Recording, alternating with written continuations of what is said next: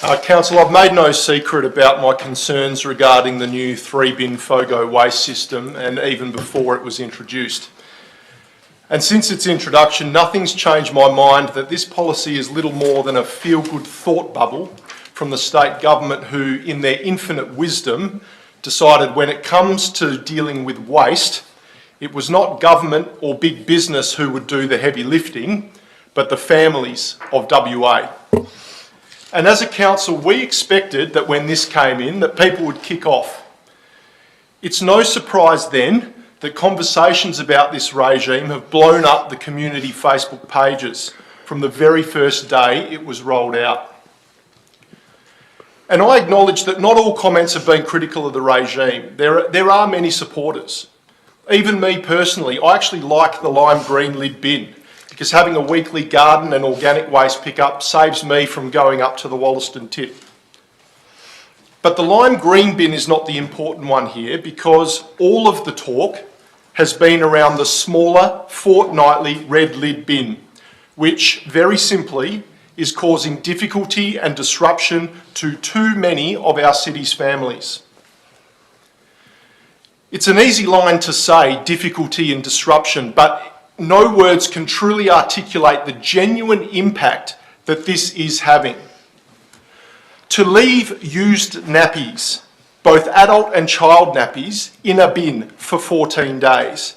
To leave used female hygiene products in a bin for 14 days. To leave soiled medical consumables like a colostomy bag in a bin for 14 days has impacts that are obvious enough, and surely are impacts that I don't need to detail here.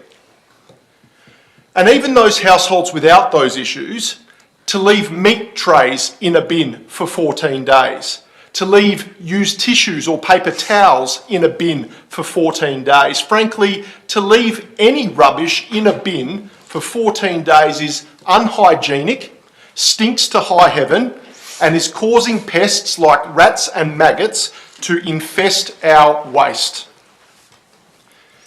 Yet despite all that, there are those people in our community who apparently feel that simply because the new system is working for them, that they have the right to lecture others about the things that they must be doing wrong. Because nothing to me says arrogance more than someone on Facebook telling parents of young children to use cloth nappies in 2024.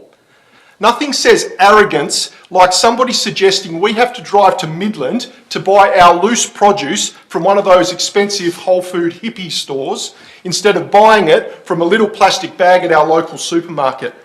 Nothing says arrogance more than suggesting we need to wash our meat trays before we dispose of it. That's a brilliant use of Perth's limited water resources, isn't it?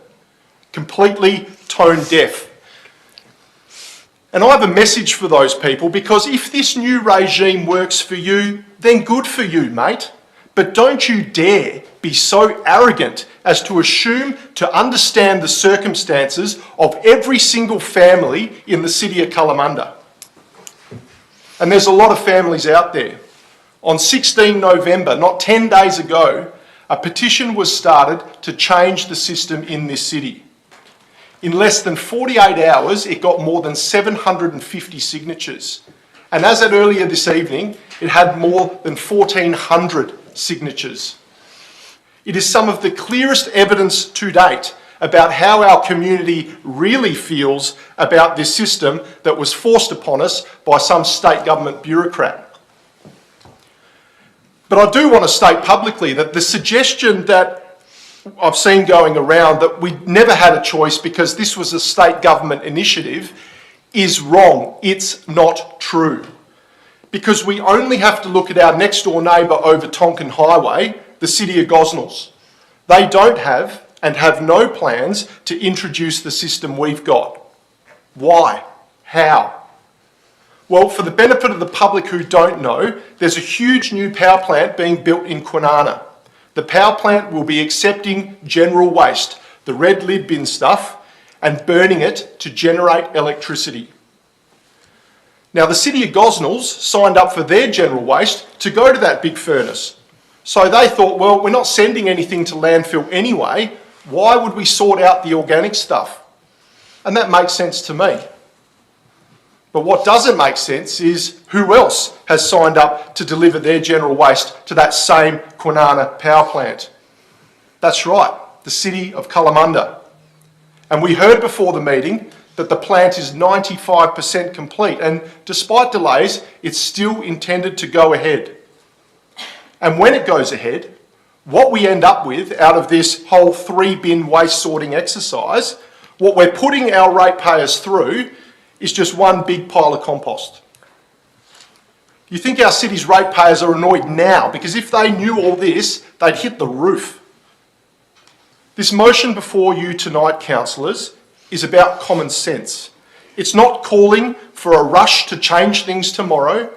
In supporting the motion, you're very simply saying, we accept that some people are having a hard time with this system. We acknowledge that in a cost of living crisis, some people simply cannot afford to pay for an extra bin. And finally, perhaps most importantly, we're asking the city to go away, come up with some options, because we hear our residents, and as their elected representatives, we're doing our bit. Thank you.